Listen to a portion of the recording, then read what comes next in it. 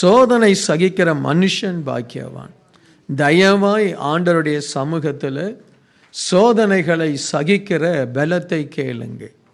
நாம் தேவனுடைய வரம் பெற்றவர்கள், தேவனுடைய வல்லமை பெற்றவர்கள், தேவனுடைய அபிஷேகம் பெற்றவர்கள். நமக்கு சோதனைகள் வரதான் செய்யும். ஆனால் சோதனைகளை ஜெயிக்கிற பலத்தை தேவன் நமக்கு கொடுக்கணும்.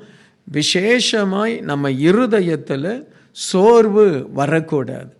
என்ன பிரச்சனை வந்தாலும், ஆண்டவரே நான் இதை சகிக்க உம்முடைய பலனை எனக்கு தந்திருக்கிறீர், இந்த போராட்டத்தை ஜெயிக்க உம்முடைய பலனை எனக்கு கொடுத்திருக்கிறீர், எனக்கு விரோதமாய் சிலர் எழும்புறாங்க, அவர்களை மேற்கொள்ள எனக்கு நீர் பலனை கொடுத்திருக்கிறீர், எனக்கு விரோதமாய் சிலர் பேசுகிறாங்க, அவங்களை மேற்கொள்ள எனக்கு நீர் கிருபை கொடுத்திருக்கிறீர்.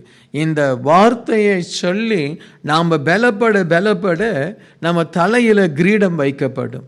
அது ஜீவ கிரீடமாகவும் இருக்கும், இந்த உலகத்திற்குரிய வெற்றியின் கிரீடமாகவும் அது இருக்கும். ஆமீன். ஆண்டவர் சொல்றாரு, நீ பலப்படு, என் கிரீடத்தை உனக்கு வச்சிருக்கிறேன்.